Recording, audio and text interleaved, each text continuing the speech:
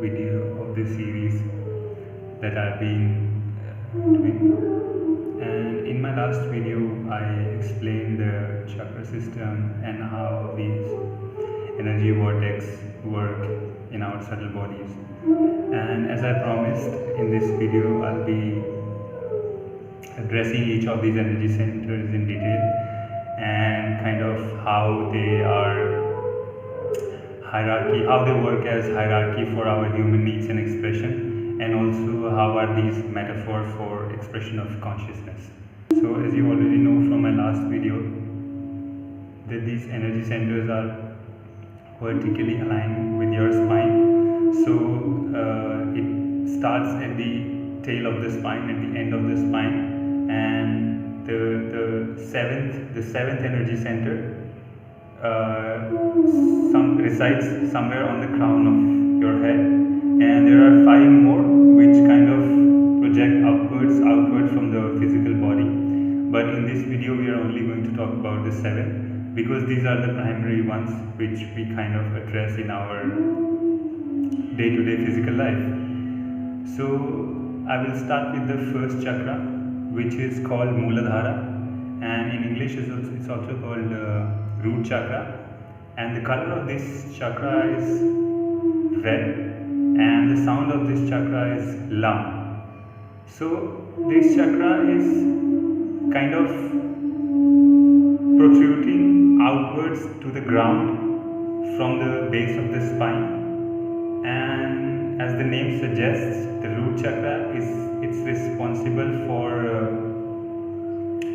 for your survival, for your safety and your grounding to the physical world.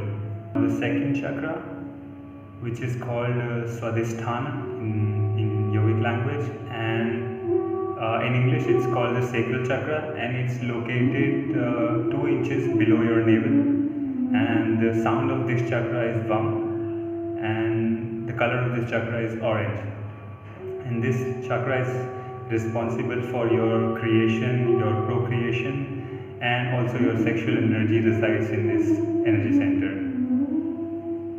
Now the next chakra is called Manipura, and this chakra is located between the end of your rib cage and your navel. So it's kind of equidistant from both these spots, and this chakra is yellow in color, and the sound of this chakra is Ram. And this chakra is basically responsible for your stability, for being centered in your awareness, and also your manifestation of desire, your intention, your willpower, and your destiny. And now the next chakra is called Anahata in Sanskrit, and in English it's called heart chakra, and it's called heart chakra because simply it resides in the heart center, just at the spot where the heart is. But this is, since it's along the spine, so this is sitting in more center from the heart. And this chakra is green in color, and the sound of this chakra is Yam.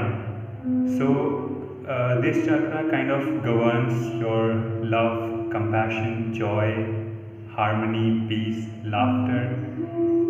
And so it's not just receiving all these gifts, but it's also sharing all these gifts with the universe. Now the next chakra is called Ajna chakra, and it's in English it's called the third eye chakra because it resides between both your eyebrows, somewhere near the pineal and the pituitary gland. And the sound of this chakra is Om, and the color of this chakra is indigo. And this chakra basically is responsible for your intuitions, your insights, your imaginations, integration of the body, mind, and the soul.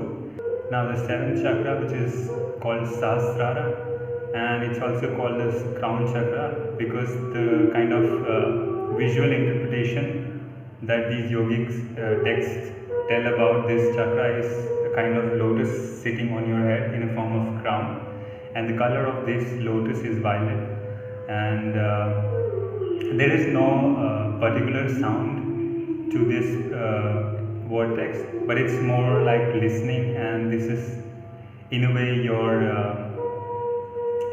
state of getting in touch with your higher self, which some people also call enlightenment. So once you kind of unblock or unlock this energy center, you kind of get in touch with your own truth. So opening all these energy centers is kind of fully unfolding your own spirit with the divine consciousness, with your higher self. So that's all in this video. In my next video I will be talking about Kundalini Shakti and how Kundalini Shakti is governing also all these energy centers, and what's the impact of Kundalini energy in our daily lives or in our physical lives. Thank you all for watching.